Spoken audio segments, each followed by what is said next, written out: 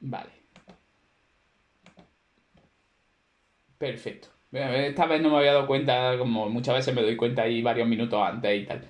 Lo que decía, lo voy a volver a poner por aquí en un momento. Eh, aquí, perfecto. Fijaos, vamos a pensar, por ejemplo, en palabras, por ejemplo, el hecho de jurar a alguien algo, o sea, emitir la palabra jurar, digamos, tiene algo que ver con lo que tú estás jurando. Claro, es que puede sonar incluso hasta un poco raro, pero realmente, o sea, cuando hablamos, todo lo que decimos tiene que ver con el acto de hablar o podríamos hablar de otro tipo de acto.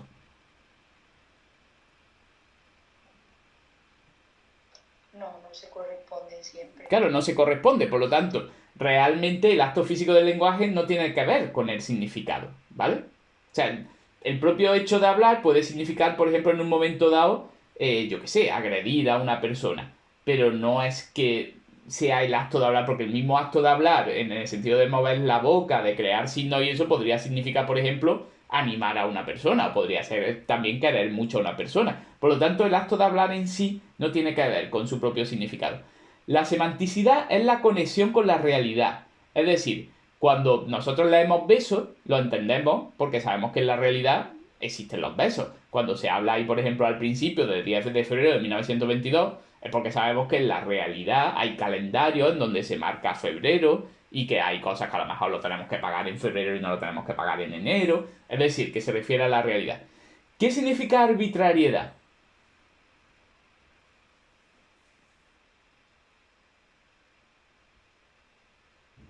Que no hay consenso. No, no, no es que no haya consenso, porque para que haya lenguaje tiene que haber consenso.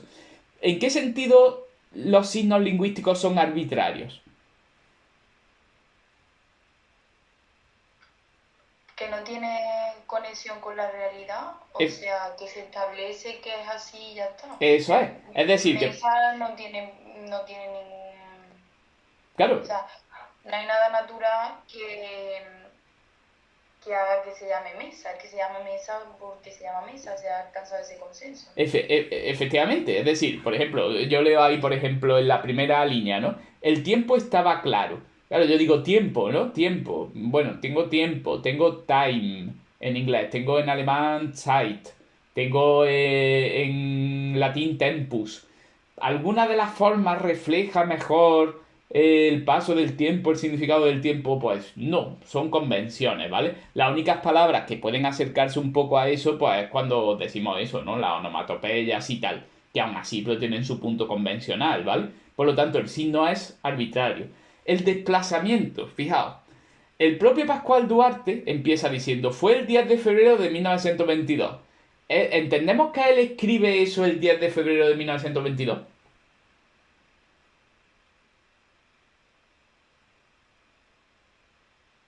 Él lo escribe esa misma fecha.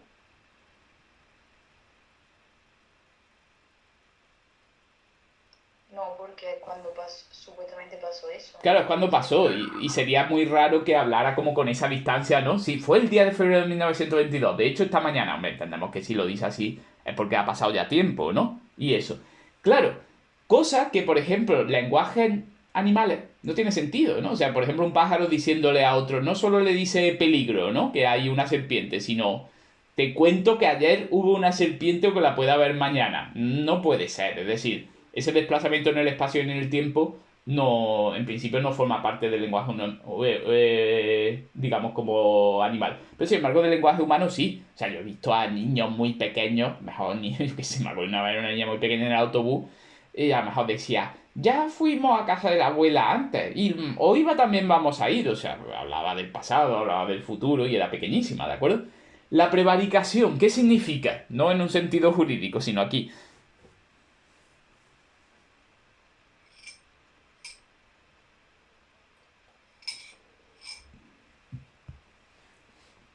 ¿Qué significa?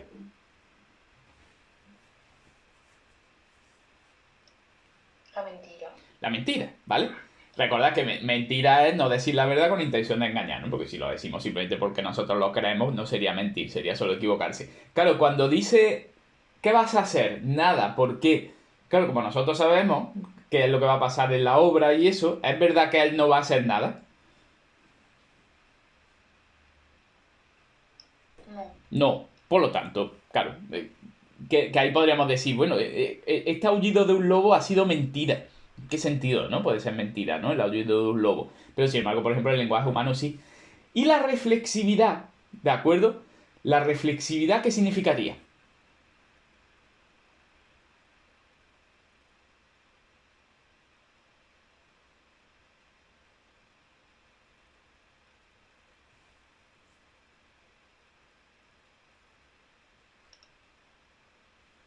¿Qué es?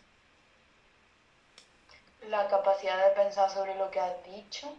Claro, y de nombrarlo, ¿de acuerdo? Es decir, puedes nombrar el propio lenguaje. O sea, tú en un momento dado incluso podrías decir, ¿por qué me has dicho esa frase? ¿Por qué has dicho así esa frase? Incluso no hace falta ni siquiera que hagamos lingüística, ¿no? Sino que la gente en conversaciones, en un momento dado, puede como pedirle explicaciones a lo mejor a otro sobre la forma de expresar una cosa. Pero ¿por qué lo has dicho así? Así, ¿por qué lo has dicho con ese tono? ¿Por qué has usado esa palabra? ¿Vale? No sabía el efecto que iba a crear. Claro, eso quiere decir que el tema del lenguaje puede ser el propio lenguaje y hay reflexividad. Si os dais cuenta, en realidad casi con cualquier texto, hombre, a lo mejor algunos pueden ser mejores para unas características que para otras, pero casi cualquier texto puede servir como fuente de ejemplos, porque cualquier manifestación del lenguaje humano normalmente suele poner en marcha todas esas características, ¿vale?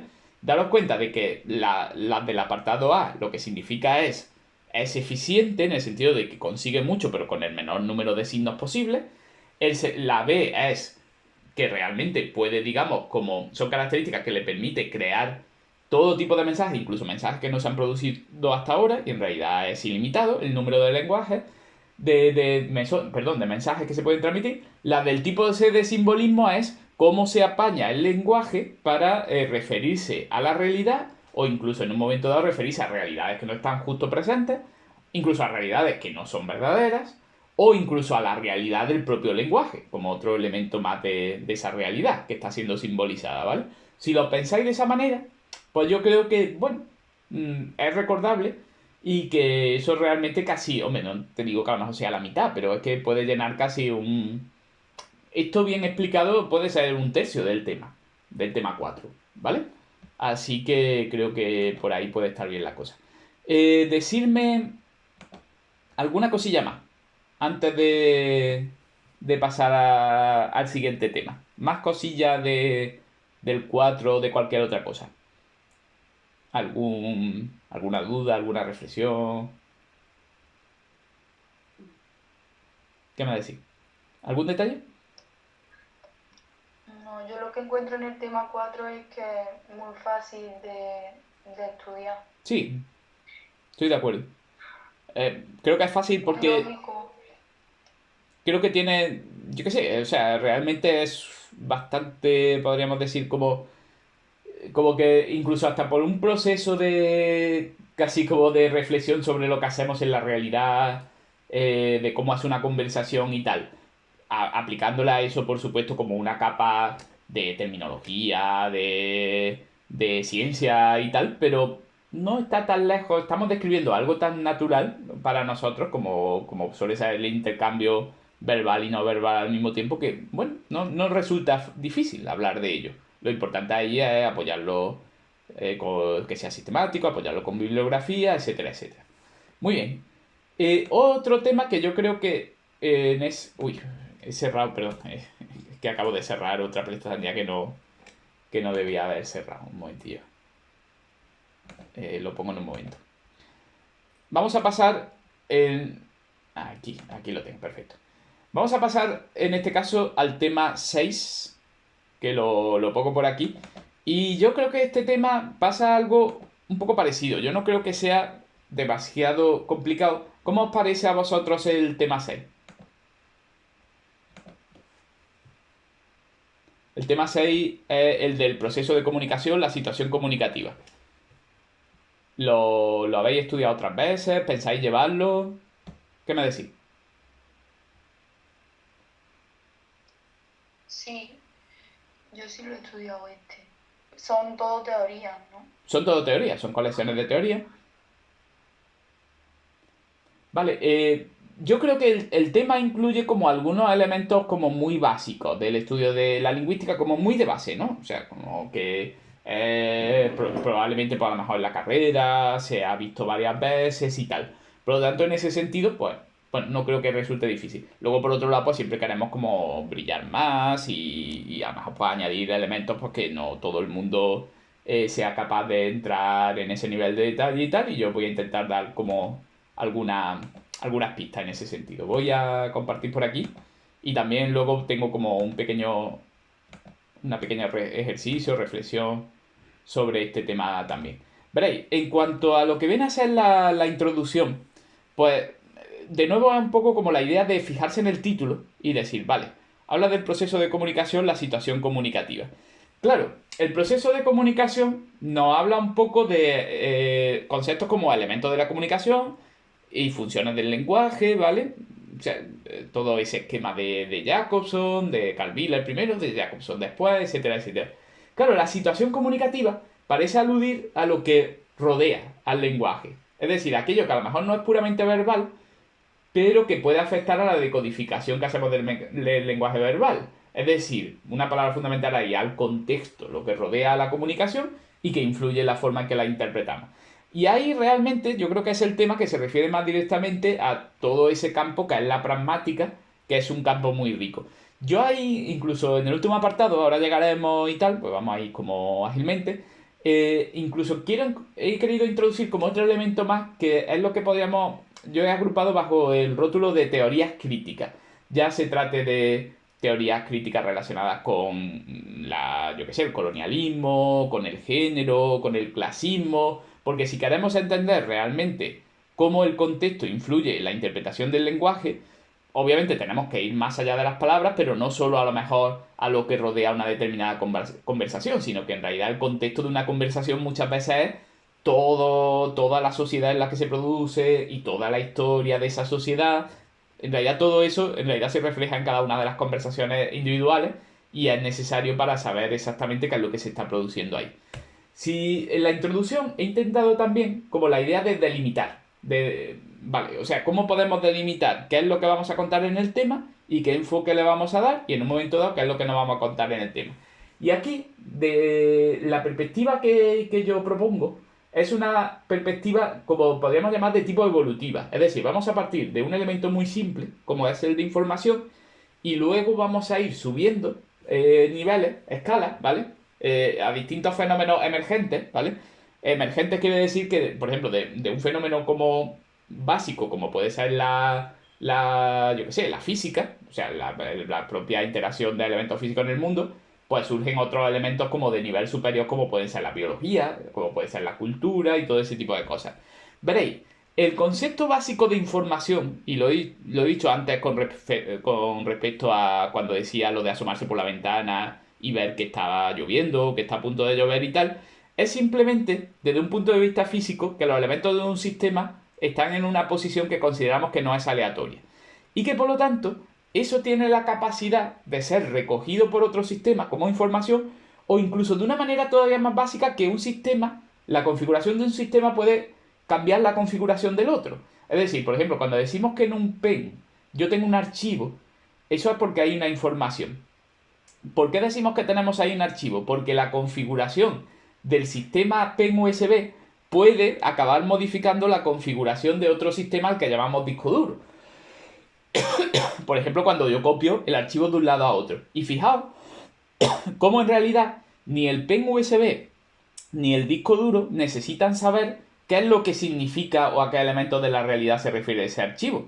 Al PEN USB y al disco duro les da igual que ese archivo sea, ¿qué te digo yo? Una tesis doctoral o sea un poema. Le da exactamente lo mismo. Pero sí es verdad que hay información en el sentido de que, por ejemplo, las marcas que en código binario del PEN USB no están puramente aleatorias. Y por lo tanto, esa no aleatoriedad se puede transmitir al disco duro. Ya sé que esa parte es como muy abstracta, pero en el fondo ese es el concepto como más básico de información. En un concepto como de nivel superior, es por ejemplo cuando un animal se encuentra con una determinada información. Cuando, por ejemplo, un pájaro se encuentra con la información de otro canto, de otro pájaro, que a lo mejor puede estar diciendo, pues mira, estoy dispuesto a, yo qué sé, estoy dispuesto a tener hijos, ¿no? Contigo. O a lo mejor puede significar, mira, no te metas en mi territorio, tal y cual. Claro, en el fondo se está produciendo también eso porque hay una señal física. Hay una señal física porque el canto lo que hace es alterar la vibración del aire y por eso llega al oído. Pero sin embargo estamos hablando, ya podemos decir que hay comunicación, porque realmente hay dos entidades que cada una quiere mandarle un mensaje a la otra, por lo tanto podríamos decir que hay comunicación. Claro, si de ahí ya partimos al ser humano, fijaos que ha habido una primera capa en donde no hacía falta ni siquiera comprensión, ¿no? Ni siquiera seres vivos. Simplemente un estado, un elemento en un estado, el pen USB, alteraba otro elemento en otro estado, ¿no? Que es el disco duro. Luego en el siguiente elemento ya tenemos comunicación. Por ejemplo, dos pájaros entre sí. Claro, si nos vamos al ser humano, todo es mucho más complejo. Porque muchas veces para entender el sentido exacto de un mensaje, que no deja de ser algo físico, ¿vale? Sea por oral o sea por escrito, sigue siendo elemento físico, pero no nos basta simplemente saber el código, no nos basta simplemente con tener el mensaje físico, oral o escrito, sino que tenemos que entender el contexto en el que se produce. Y ese contexto puede ser el contexto inmediato, por ejemplo, es que él estaba diciendo dame eso, pero mientras señalaba, su dedo apuntaba justo a una taza de café. Entonces ahí eso significa café por el contexto. Eso ya de por sí ya viene a ser, digamos, como una influencia del contexto básica, ¿no? Podríamos decir. Pero no solo eso, sino toda la sociedad, todo lo que ha ocurrido antes en su sociedad, en su cultura, todo lo que está ocurriendo alrededor, ayuda a la interpretación del lenguaje. O sea, ayuda a entender porque a lo mejor una determinada palabra no es simplemente, yo qué sé, un vocativo normal y corriente, sino que puede ser un signo de hostilidad, ¿no? Como por ejemplo, ¿qué te digo yo? Si en un determinado contexto en Estados Unidos uno usa la palabra nigger, ¿no? O negro contra otro, claro, pues entendemos, bueno, pues yo qué sé, si solo es un color, ¿no? Un color es un elemento físico, pero entendemos que la historia de esa sociedad ha hecho que esa palabra sea una ofensa y sea como un signo de hostilidad y de desprecio. Es un poco, para que entendáis, la idea de aclarar que nosotros vamos a estudiar la comunicación, pero que la comunicación en el fondo viene a ser una forma sofisticada de información, porque es, digamos, como intencionada, un intercambio entre seres vivos, y que a su vez el lenguaje humano va todavía más allá y por lo tanto la situación comunicativa, que es el otro sintagma del título, pues tiene que serse tenido en cuenta pues, para decodificar esos lenguajes. Es un poco la idea, y como de lo pequeño, de lo puramente físico, a lo grande, a lo sofisticado, a lo social. En cuanto ahí a lo que viene a ser la introducción, también hay otro elemento fundamental, que es transmitir un poco la idea de que los estudios lingüísticos, en el fondo, han hecho ahí como una especie de sándwich con el tema de lo que viene a ser el estudio de la situación. Porque veréis, ¿qué estudiaban? Os lanzo esta pregunta. Cuando había, por ejemplo, expertos y libros sobre retórica en la antigua Grecia, o sea, o en Roma, por ejemplo, Quintiliano, ¿en qué consistían? ¿Por qué alguien, por ejemplo, leía esos libros? ¿O por qué alguien atendía a esas clases de retórica? ¿Qué quería conseguir? Hablar bien en público Vale, ¿y por qué estaba interesado en hablar en público bien? para convencer de su idea al resto, ¿no? Vale, y seguimos con el por qué, como los niños chicos. ¿Y por qué quería convencer a su idea al respecto? ¿Podía obtener ventajas de ello?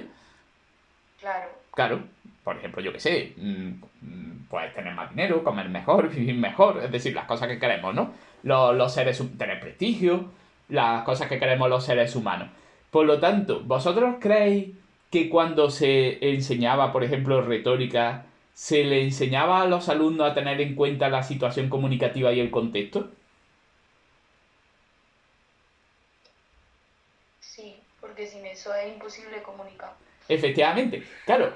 ¿También se le enseñaba a construir, por ejemplo, gramaticalmente bien los enunciados? ¿Creéis que eso se enseñaba en retórica antigua?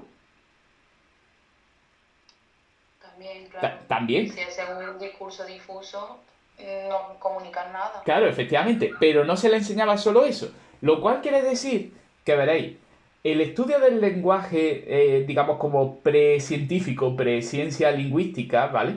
en realidad ya era pragmático, ¿vale? O sea, en el fondo no de una manera como sistematizada, no de una manera con método científico, de una manera práctica, pero no sin profundidad, ¿vale? Tenía bastante profundidad. Ya te enseñaba elementos de a tener en cuenta la situación comunicativa, a tener en cuenta cuál es tu interlocutor, o sea, por ejemplo, tú lees a Quintiliano y dices, pues claro, no es lo mismo si estás haciendo el discurso en la calle, si estás haciendo el discurso en el Senado, quiénes son los que te están escuchando, quién eres tú, ¿vale? Si te conocen o no te conocen, si te respetan o no te respetan, etcétera, etcétera. Por lo tanto, claro, todos esos elementos ya estaban ahí.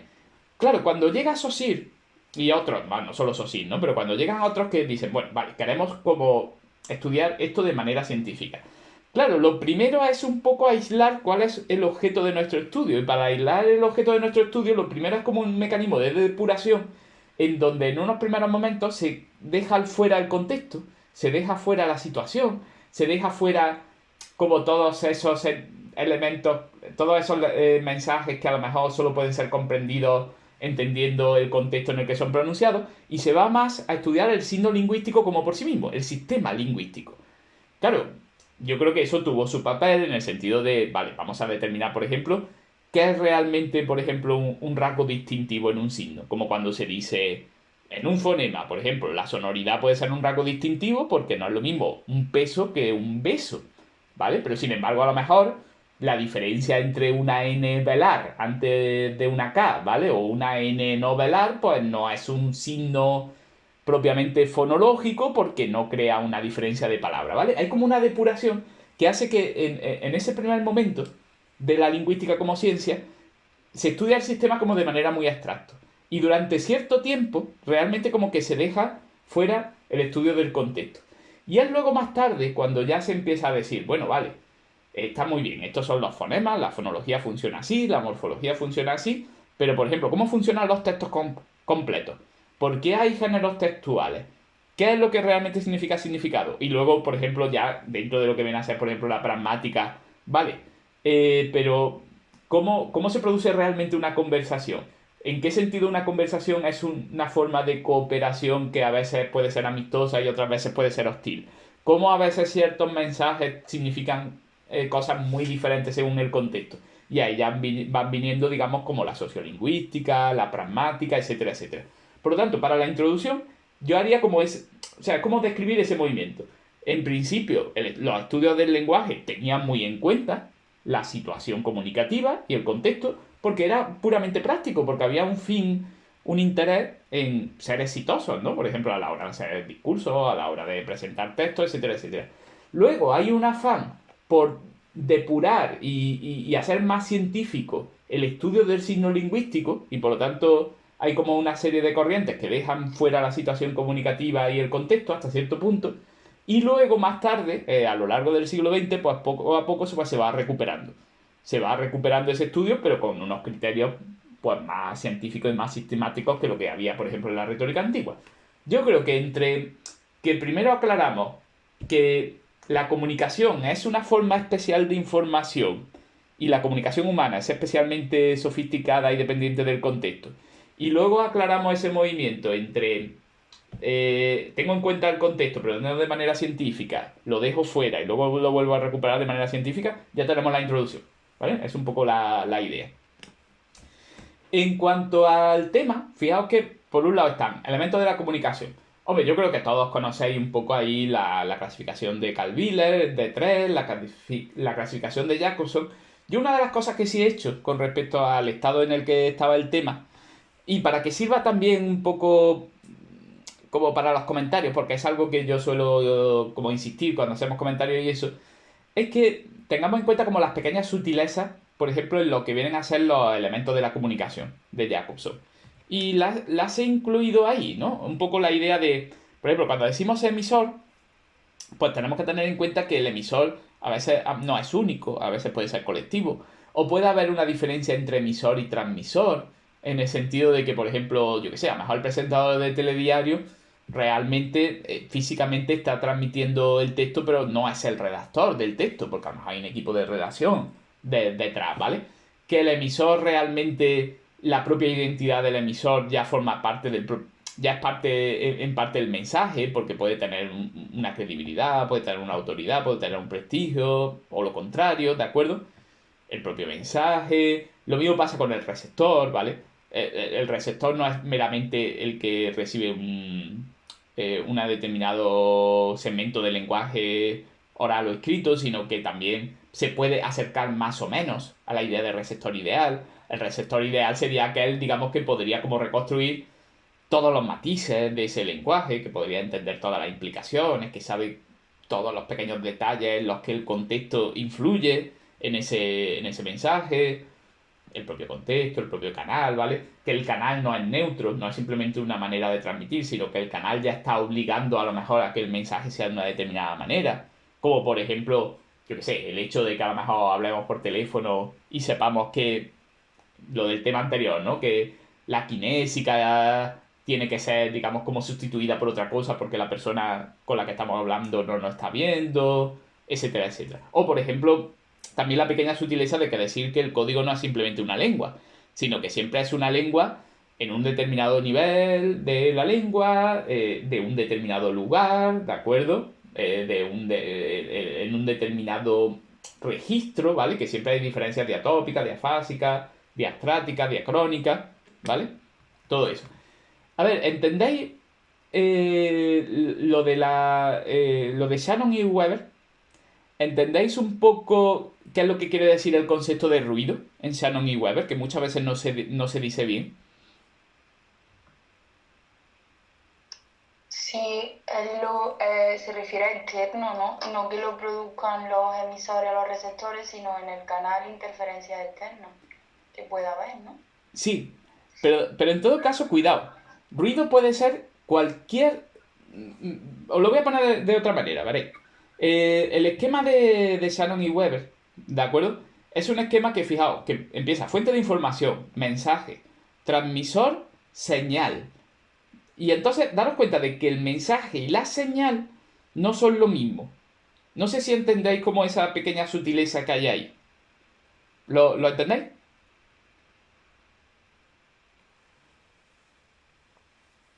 A ver, os lo voy a poner de la siguiente manera. ¿Puede ser que una persona, por ejemplo, pida algo y sin embargo no lo pida con la suficiente claridad? Entonces, ¿una redundancia sería ruido?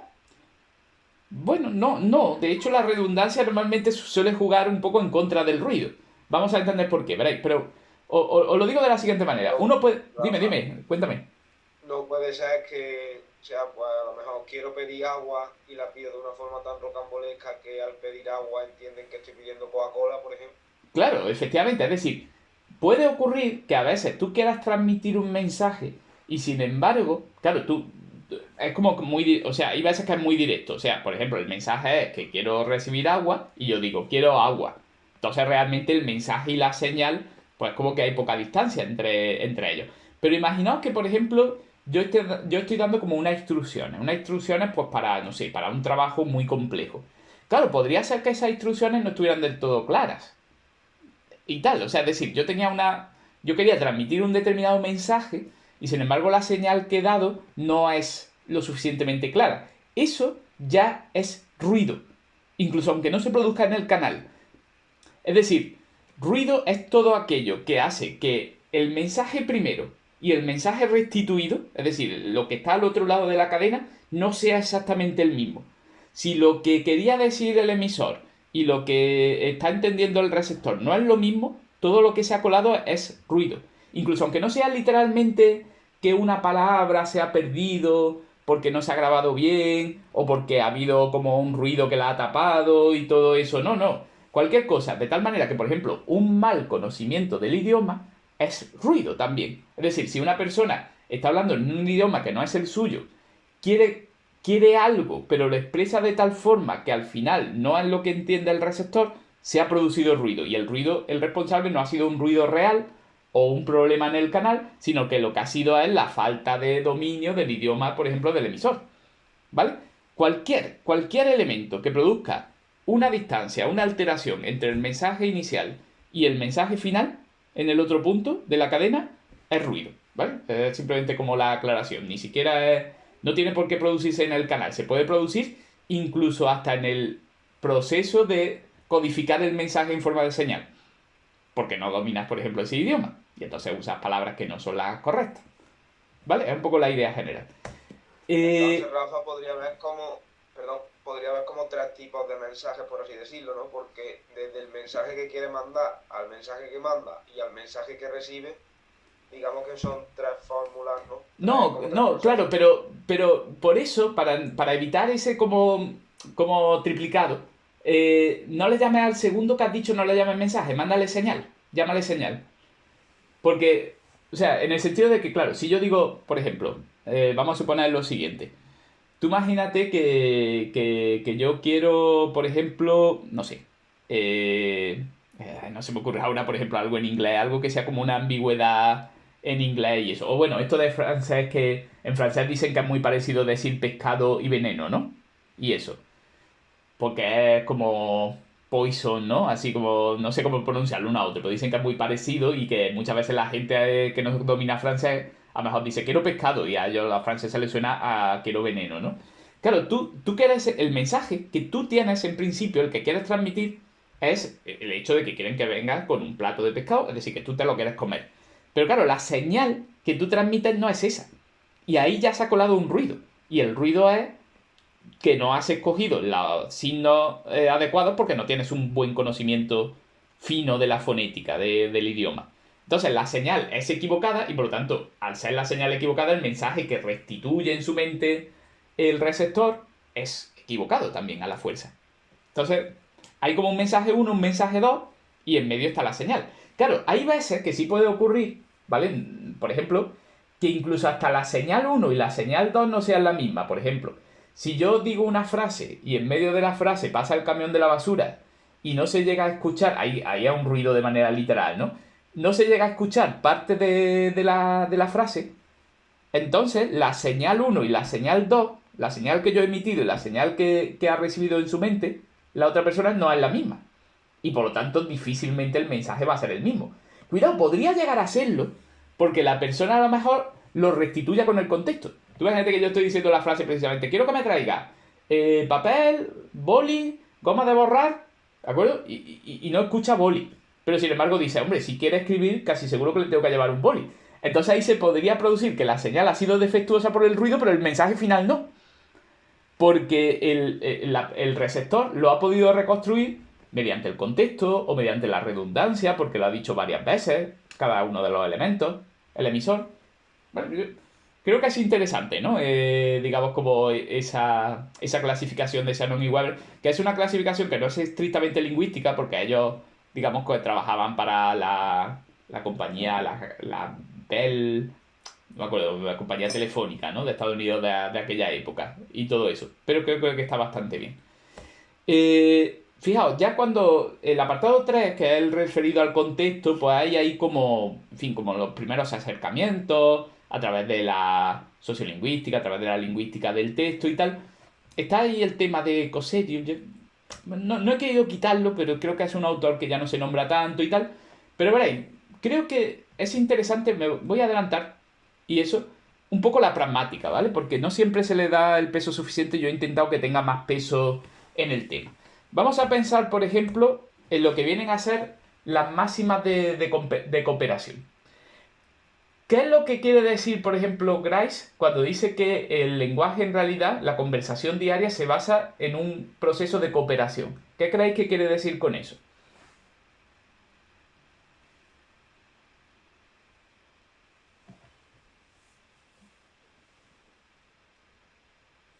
¿Creéis que es verdad? Lo primero, ¿creéis que eso es cierto?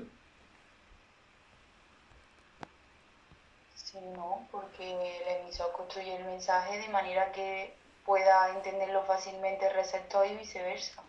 Claro, efectivamente. De hecho, no hay ningún mensaje, no hay, recordar esto, es decir, no hay ningún mensaje que sea tan bien construido que pueda, digamos, como soportar la falta de cooperación del receptor. Eso es imposible. Es más, una de las formas que suele tener la gente de discutir y de atacar a otras personas es suspender la cooperación. Porque en realidad, digamos lo que digamos, Si la otra persona se empeña, por ejemplo, en no entenderlo, en considerarlo absurdo, es que si tú analizas las frases de la conversación diaria una por la suma de sus palabras, es que muchas de ellas son ambiguas, son absurdas, parecen que no enganchan con lo anterior y sin embargo a lo mejor son frases perfectamente normales. Es decir, si se suspende la cooperación, no hay comunicación posible, ¿vale? Entonces yo, la verdad que me gusta mucho esta clasificación y lo que he hecho, bueno, la clasificación estaba ya en el tema, pero lo que he hecho es enriquecerla sobre todo con ejemplos, ¿vale? Con ejemplos de cumplimiento y de incumplimiento. Vamos a pensar una cosa, por ejemplo. Esa máxima de cantidad. Si, por ejemplo, alguien dice, un niño dice, ¿qué vamos a comer? Y el padre o la madre dice, comida. ¿Qué es lo que está diciendo el padre o la madre? Que te vas a comer lo que haya. Primero, te vas a comer lo que haya. E incluso puede haber algún mensaje adicional, por ejemplo. ¿Podría significar niño cállate? También, claro. También, o sea, puede ser que lo pregunte demasiadas veces, etcétera, etcétera, etcétera. Claro, ¿qué es lo que ocurre ahí? Que hay como una cantidad de información demasiado baja. O sea, claro, porque cuando tú dices que se va a comer comida, claro, estás dando una información obvia, pero al mismo tiempo muy pequeña, porque claro, esperamos una información sobre el tipo de comida. Si tú la das muy baja, entonces estás rompiendo la cooperación. Y si estás rompiendo la cooperación, normalmente suele ser porque no estoy contento contigo, la comida está dando problemas, me lo has preguntado demasiadas veces, etcétera, etcétera. Pensemos, por ejemplo, en algo del tipo, por ejemplo, la máxima de cualidad, ¿de acuerdo? Si, por ejemplo, el ejemplo que he puesto ahí, ¿no? Si alguien dice, oye, Luis suele ser impuntual, y la persona dice, no, nunca, Luis, impuntual. Claro, ¿qué podría significar?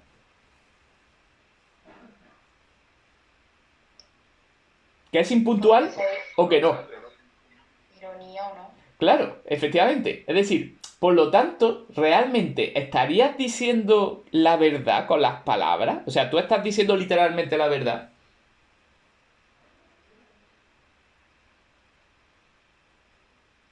Con las Sí palabras o no. no, pero Claro, pero se entiende, ¿vale? O sea, mediante el principio de cooperación y eso, precisamente el hecho de que tú des esa información tantas veces, repetida, por ejemplo en este caso, es casi sospechoso, ¿no? Porque dices, ¿por qué pone tanto énfasis? ¿No será más bien que es como legendaria su falta de puntualidad, ¿no? O algo parecido. Pensemos, por ejemplo, en la máxima de relación, ¿de acuerdo? Dice, sea pertinente que su contribución venga al caso. Tú imagínate que alguien dice, oye, debemos hablar, ¿no? Debemos hablar de lo de ayer. Y el otro dice, oye, ¿tú has visto que mañana llueve? Claro. O sea, ¿qué entiende la primera persona que le está diciendo el otro? Que no quiero hablar. Claro que no quieres hablar de lo de ayer. Claro, porque daros cuenta de que, y ahí se une luego con lo de la relevancia, ¿vale? Siempre interpretamos, siempre sacamos la información. Es decir, ¿en qué sentido este mensaje es relevante? O sea, nosotros debemos partir de la idea de que la otra persona no es tonta, no está loca, no ha perdido el sentido de la realidad, no es sorda, ¿de acuerdo? Por lo tanto, si nos dice algo es porque tiene que ser relevante en algún sentido. Claro, si de pronto nos cambia de tema, sería absurdo que tú dijeras, ¿por qué cambias de tema? ¿No me has escuchado? Hombre, podrías decirlo en algún momento dado. Pero si tú estás seguro que te has escuchado, pues entonces el mensaje ya no es otro. El mensaje es, no quiero hablar sobre el tema de ayer. ¿De acuerdo? Imaginaos, por ejemplo, lo siguiente, que esto es, por favor, no lo hagáis cuando seáis profesores y eso. Imaginaos que, por ejemplo, llega un padre o una madre y dice, oye, mi niño, ¿por qué ha suspendido? Y vosotros le decís, por culpa de los criterios 3.1 y 4.7 que están en el BOE. ¿Qué mensaje puede entender el padre o la madre?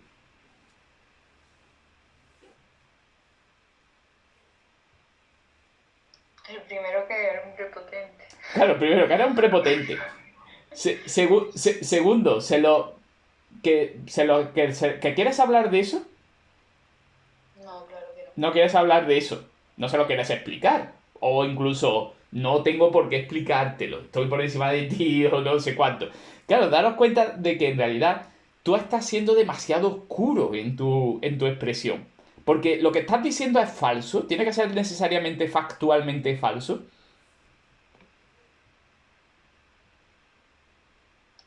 No. No, de hecho, a lo mejor esos son los criterios y a lo mejor efectivamente están en el BOE o están en el BOJA. O sea, puede ser cierto, pero el hecho de que tú no seas lo suficientemente claro en la situación, según el tipo de interlocutor que tienes, tiene que tener un significado. Todo tiene que tener un significado, ¿vale? O, por ejemplo, ahí el principio de cortesía y eso. Claro, puede ser que a veces de un exceso de cortesía podamos extraer el significado contrario. ¿Eso ocurre? ¿Puedes repetir, por favor? ¿Puede ocurrir que a veces un exceso de cortesía signifique que estamos siendo agresivos?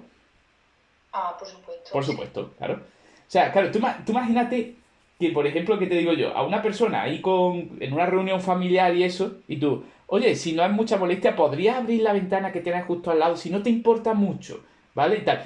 Claro, o sea, en principio tú estás añadiendo muchos elementos de cortesía que son, te lo estoy dando en condicional, no te lo estoy poniendo con imperativo, te estoy diciendo que solo lo hagas si tu gasto de energía no es muy grande, pero en el fondo la acumulación excesiva significa agresividad. Es más agresivo que se le dice, oye, abre la ventana. ¿Vale? Entonces, ¿veis? O sea, hay toda una serie de principios. O, por ejemplo, que te digo yo, el principio de la máxima de generosidad. La máxima de generosidad es la idea de que siempre intentamos poner los mensajes de tal forma que parezca que el mayor gasto de energía lo hacemos nosotros y la menor petición de energía es la que le hacemos al otro, ¿no? Y todo ese tipo de cosas. Máxima de aprobación, ¿de acuerdo? Fijaos, por ejemplo, cuando una persona intenta criticar a otra, pues normalmente a lo mejor lo intenta meter precisamente como en un sándwich de elementos positivos. No digo que es que yo lo haga, ¿no? Pero por ejemplo, cuando alguien a lo mejor hace una exposición, ¿no? Pues en un momento dado dice, tu exposición ha sido interesante, creo que puede captar la atención.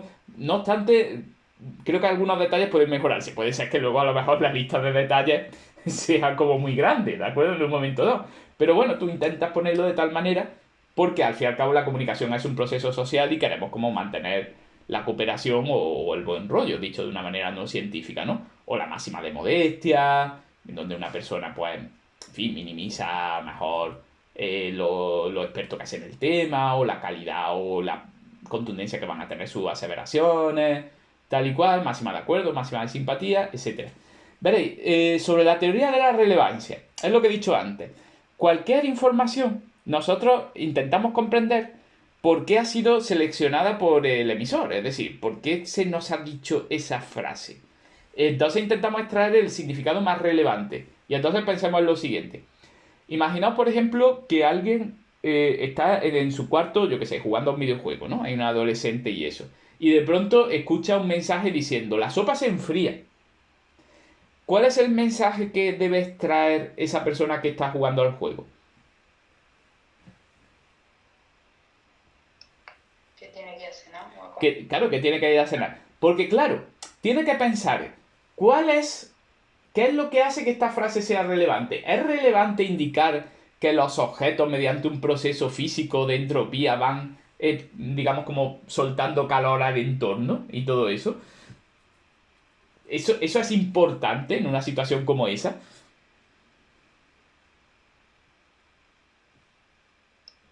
No. No, claro, o sea, claro, tú imagínate, ¿no? La sopa se enfría, claro, evidentemente, no va a calentarse, es decir, si el entorno está más frío, lo normal es que el calor vaya. Claro, pero obviamente, claro, como eso no es relevante, uno enseguida, claro, a no ser que no sé, que tenga como una disposición mental muy peculiar, ¿no? Y eso, uno enseguida dice, bueno, ¿en qué sentido está relevante? Dice, es relevante en el sentido de que yo no estoy allí y por lo tanto me están diciendo que vaya allí porque la sopa no suele gustar, tomarla fría y me pueden castigar, etcétera, etcétera, ¿vale?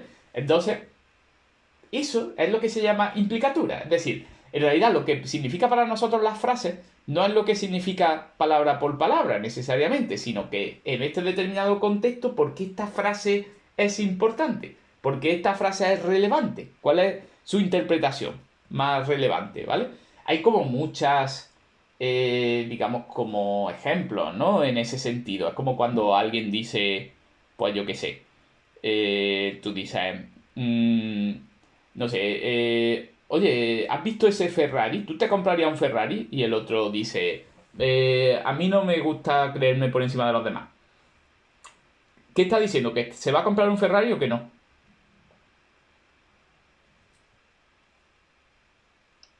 Que no. Que no. Claro, pero no está diciendo no me voy a comprar un Ferrari. Pero claro, tú dices, bueno, ¿en qué sentido puede ser relevante ahora una aseveración sobre, digamos, yo qué sé, el destacar por encima de otros o el de tener signos externos? Pues, hombre, pues la única opción relevante es que se refiere al propio Ferrari, que considera el Ferrari como un elemento de lujo que se compra, digamos, como para llamar la atención de otros. ¿Vale?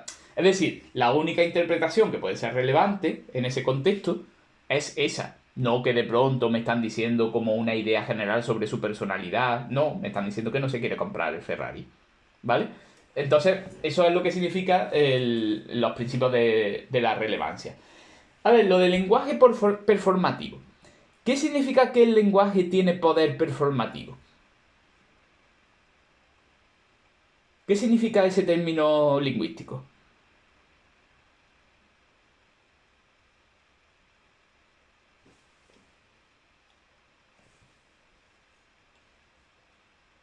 Que tú a través del lenguaje puedes ordenar acciones, ¿no?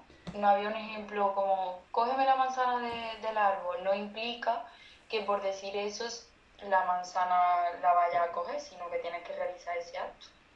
Claro, sí, sí, o sea, quiero decir, por un lado tú con el lenguaje realizas acciones y todo eso. O puedes, por ejemplo, eh, es que ahí hay como dos niveles, ¿no? Y lo que tú has dicho, pues, es como uno de los niveles. Tú con el lenguaje puedes provocar, por ejemplo, acciones en el mundo real que no son lingüísticas. Por ejemplo, tú dices en ese caso, tráeme la manzana. O tú dices, por ejemplo, ven a comer la sopa. Y va la otra persona y va a comer la sopa y eso. Pero es que incluso hay como otra capa más, ¿no? Que es como el lenguaje performativo e institucionalizado, propiamente dicho, que es cuando hay actos que directamente son actos lingüísticos. Es decir, que el propio acto de escribir o de decir algo es precisamente el acto de la realidad. No es que describa la realidad, es que es la propia realidad, el hacer o escribir algo.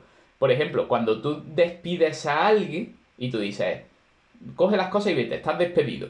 Lo estás despidiendo en el propio momento en que estás hablando. Hombre, luego puede haber un papeleo tal y cual, pero podemos decir que ese es el momento de despedir.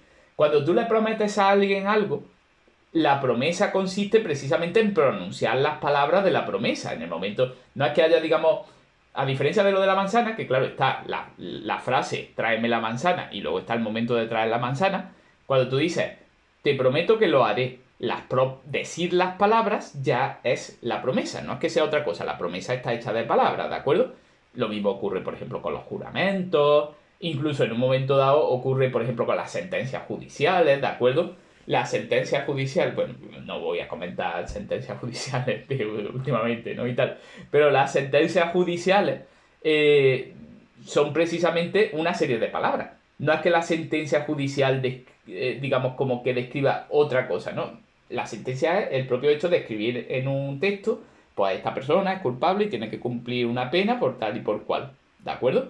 O lo mismo que, por ejemplo, el aprobado de una asignatura puede ser acabar escribiendo en un sitio aprobado, y eso es aprobar la asignatura directamente. Son actos performativos y, por ejemplo, Sirle, en obras como Construyendo el Mundo Social, ¿vale? Que es una obra muy interesante y os la recomiendo, pues habla a fondo de ese tipo de actos, ¿vale? Porque el mundo social muchas veces está hecho directamente de palabras, de documentos, de incluso cuando se dice os declaro marido y mujer, ¿vale? Pues ese mismo hecho de decir la frase se supone que es como si fuera como mágicamente hace que ya sean marido y mujer, ante todo. Bien, y Pero Rafa, yo dime, no veo la diferencia, porque al final consigues un acto también, ¿no? Aunque lo sí, pongas por escrito, pero lo puedes poner por escrito y que no tenga consecuencias, ¿no? claro, pero es que entonces sería, claro, sería como fallido, o sea, claro, si yo, por ejemplo, pusiera, porque la propia sociedad establece como una serie de normas de cuándo esas palabras son performativas, por ejemplo, si yo cojo un folio, ¿no? De mi cuaderno, lo arranco y digo, declaro a fulanita y fulanito, porque son compañeros de clase, marido y mujer. Claro, no tiene consecuencia en el mundo porque la sociedad dice, el acto de ser matrimonio son una serie de palabras, pero tienen que ser una serie de palabras que estén escritas en unos determinados lugares y almacenadas en un sitio llamado registro civil. Hoy en día en el fondo los matrimonios son, digamos, como datos en discos duros del gobierno, ¿no? De registro civil, pero que son las propias palabras en sí. ¿Vale? O sea, dos personas se consideran casadas si en un determinado sitio del registro civil están escritas esas determinadas palabras, ¿vale? Mientras que antiguamente, por ejemplo, a lo mejor, incluso en sociedades que a lo mejor no llevaban como un registro escrito, era el acto público de que se había dicho que tal fulanito y fulanita son marido y mujer, y como lo ha oído la suficiente gente, de ahí es un poco la tradición esta de los testigos, ¿vale? Como de decir, claro, hace falta testigos porque tiene que haber gente que diga, sí, efectivamente se dijo delante de ellos y delante de todo el mundo que eran marido y mujer. Entonces, son actos performativos porque el propio lenguaje ya constituye la nueva realidad. Ya transforma la realidad y consideramos que es el propio hecho de declararlos casados. ¿Vale? Lo Vale, vale. entendemos así un poco la idea. La verdad que es muy interesante, ¿no? A mí me gusta mucho. Por ejemplo, ese libro, ya lo digo, el de Construyendo el Mundo Social, vamos, lo tengo ahí como cerca, ¿no? En la estantería, un libro gris y eso, que la verdad que está muy bien. Y luego yo he añadido un último apartado, ¿vale? Que previamente no estaba en el tema, lo digo por si alguna de vosotras, pues por ejemplo, ha estudiado el tema previamente y tal, que es este de perspectiva crítica al lenguaje, poder y contexto histórico. ¿Por qué? Porque en el fondo creo que hoy en día tenemos que ir un poquito más allá. Hay muchas corrientes muy interesantes de las últimas décadas que precisamente lo que están diciendo es, vale, el lenguaje no solo está afectado por el contexto inmediato de los hablantes y tal, está afectado por toda la sociedad, ¿vale? Y no solo por la sociedad, sino en el fondo por la historia de esa sociedad, por una serie de relaciones de poder que hay en esa sociedad, por elementos que en la sociedad a lo mejor están privilegiados y otros están marginados, etcétera, etcétera. De tal manera que ya sea por el lado del género, ya sea por el lado del clasismo, ya sea por el lado colonial, ¿de acuerdo? Todo eso se refleja mucho en el lenguaje, se refleja muchísimo en el lenguaje. Es más, prácticamente no podemos interpretar casi ningún mensaje importante sin tener en cuenta esos factores. Por poner un ejemplo, el hecho de que a lo mejor diversas formas de hablar se consideren como dialectales, periféricas, exóticas, coloreadas y otras formas de hablar pues se consideren neutras, no es algo que esté en el signo lingüístico en sí, porque el signo lingüístico está hecho con las mismas reglas en un caso o en otro, sino que está hecho por una serie de peso de la historia y de los prejuicios sociales, ¿vale? Pues tú dices, por ejemplo, en Italia, mira, yo por ejemplo un libro que me he acabado de leer hace poco, y os lo recomiendo también mucho, es el segundo libro dentro de la saga de las dos amigas, de Elena Ferrante, que es espectacular, ¿no? La amiga estupenda, y este era Historia del nuevo apellido, ¿no? Y eso. Entonces, o un mal nombre creo que le ponían ahí. Entonces, ¿qué es lo que pasa? Que, por ejemplo, la historia transcurre en Nápoles. Los personajes saben perfectamente que su forma de hablar no es la que está considerada como central, de tal manera que cuando ellos dicen, claro, es que tal persona solo sabe hablar en dialecto y no sabe hablar en italiano, ¿de acuerdo? En italiano central, pues todo, claro, eso no hubiera sido así, pues si la historia hubiera sido de otra forma, si en el momento de la unificación la parte más rica hubiera sido la del sur, como fue en otras épocas, etcétera, etcétera, ¿vale? Yo creo que eso es interesante, forma parte de...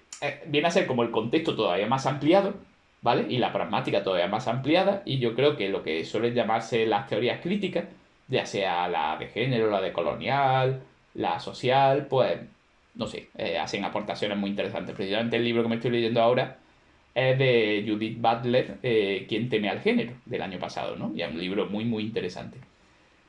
Vale, ¿alguna cosilla más del tema? ¿Qué me decís?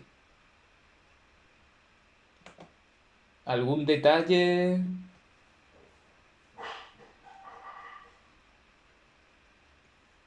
¿Alguna cosa más antes del descanso?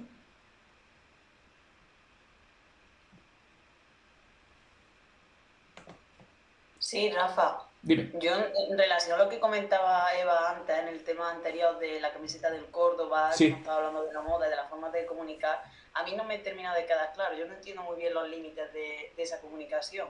Y se me ocurre el ejemplo, si vamos, por ejemplo, a una galería de arte y vamos con un experto y nos dice, pues en esta obra el autor no nos quiere decir, no quiere transmitir. Entonces eso tampoco sería una forma de comunicación oral ni escrita, pero también comunica, también transmite. Entonces no sé si eso lo podríamos incluir en algún sitio o por qué tenemos que descartarlo. No, verás, mira, te lo voy a poner de la siguiente manera, ¿vale?